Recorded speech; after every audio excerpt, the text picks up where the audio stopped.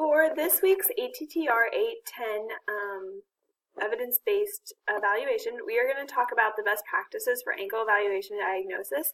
My name is Beth Neal. I am a PhD student in the Curriculum and Instruction for Athletic Training Educators program at Indiana State University. And to start off with today, I'm going to go through some of what I do in an ankle evaluation, and this is not like an on-field evaluation. This is if somebody came into my clinic and I was taking care of them. So the first thing I do would be observation. So I really like to be able to see the patient walk into the clinic if I can. There's a lot of information that you can look for when you see the patient come in. So gait's kind of the obvious one that people think about, but there's a lot of other social cues that you can get from the patient. You can a lot of times begin to judge the level of pain that the person is in based on how they come into your clinic or your athletic training room. And you are able to see, do they have somebody with them? Do they have to use some sort of device to walk? Socially, are they very concerned, like into their cell phone or anything else going around them, or are they kind of dedicated to this appointment? The next thing I'll go into is a history, and I think that, as we know as clinicians, the history is probably one of the most important parts of the evaluation, and we're able to get the most amount of patient care information from the history and just letting the patient talk. Next, we'll move into some of the palpation, and I like to start where there isn't pain for the patient and then work my way to the area of where there is pain. And this is more a way that I can tell if there is something I'm missing as the clinician, or it also is a good way of letting the patient get used to your palpation and used to the evaluation before you go immediately to the spot that hurts. The next thing I'll do is fracture testing, because we know if there is a fracture, we want to limit the amount of motion that's happening. And so I'll use different tests such as tuning forks or the squeeze test, and we know that the validity and specificity sensitivity isn't always the best, but that's what we have clinically to use for fracture testing. The next thing I'll work into is the range of motion testing and having the patient to see if they're able to go through the normal ankle ranges of motion of plantar flexion, dorsiflexion, inversion, eversion. I then usually move into my manual muscle testing, and I'm able to see, as I compare bilaterally, how much the patient is able to continue in the strength in those aforementioned motions. The next step within my evaluation is a ligamentous test, and this is a pretty all-inclusive testing just to see what the patient has damaged. A lot of times by the palpation and the history, you're able to kind of know which tests are probably going to be positive, which ones are going to be negative, but I also like to use this as a way to also rule out. So if I test the anterior drawer and that's positive, I will also do the calcaneal tilt or talar tilt to be able to see if there is also damage to the calcaneofibular ligament. I then will go into any additional special testing that needs to happen for the patient. Also, you can use this if we have syndesmotic ankle sprains or any additional testing if we're concerned about damage to the Achilles or surrounding areas. At this time, we can use our clinical prediction rules. So we talked a lot about the Ottawa ankle rules, and at this time, if the patient needs to go for an x-ray or not. And then the last part of the evaluation should be the plan with the patient. So we know patient-centered care is a combination of three effects of clinical expertise, what is the best current evidence, and what does the patient need or want. And a lot of times we know that if it's a grade 1 or 2 ankle sprain, that we're supposed to get them early movement to be able to help with the injury rather than stabilization. But that goes against what a lot of times people think. And so we can educate our patients on why it's better to start with some exercises rather than to put them in a boot with a grade 1 ankle sprain. We also know that if it is a little bit more severe in a grade 3, that we will want to do some stabilization and mobilization for about 10 days is what is best practice to allow that area to heal.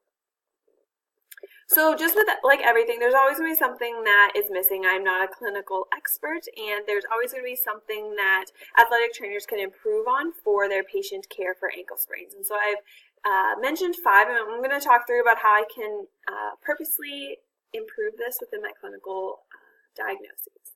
So the length of history taking, I did an assignment with one of my students, and we timed what we thought was a quote-unquote long evaluation, and it usually was about 5 to 10 minutes is where they ended up.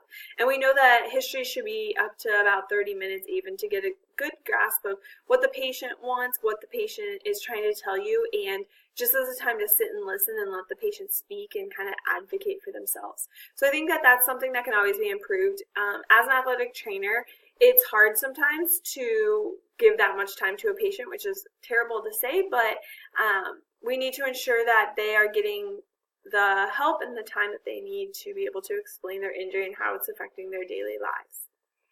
I think the next thing I really want to work on is consistency in the forms of range of motion. So it's really easy to either do just passive or active, but including both within your evaluation and then accurately medically documenting these are very important, as well as like using the goniometer, so getting the universal goniometer out and actually taking ankle measurements rather than just saying they're within normal limits or equal as compared bilaterally, which is unfortunately what a lot of clinicians do, and I myself have fallen into that trap multiple times.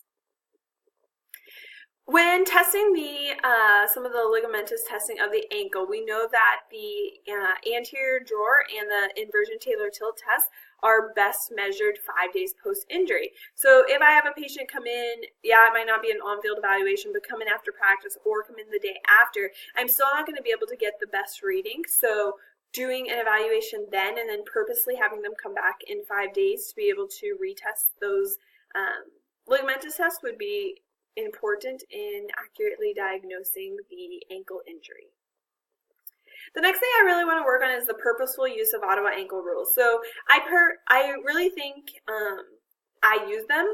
I just don't purposely say I do and therefore don't document it. So I will note where the pain is. I will note where the patient is point tender, where if the patient can walk, if they can't, take the steps if they're able to weight bear. And so I think that, like I said, I use it, but I just want to make a more purposeful use of using those Ottawa ankle rules.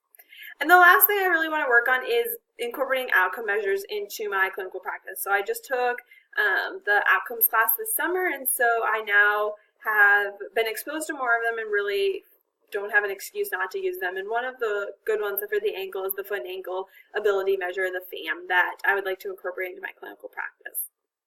And I think that a lot of these parts that I'm missing are going to be critical. So currently working as a PRN athletic trainer, the length of history taking, I don't know my patients really, and so getting to hear about them, hear about previous injuries, and getting them to trust me is very important for the evaluation.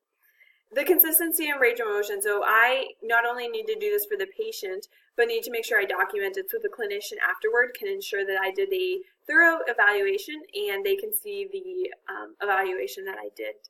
It's hard working as a PRN to do the anterior drawer and inversion talar tilt 5 days post-injury. So that's something I could follow up with the athletic trainer who works in that site normally to make sure that they're following and keeping consistent patient care.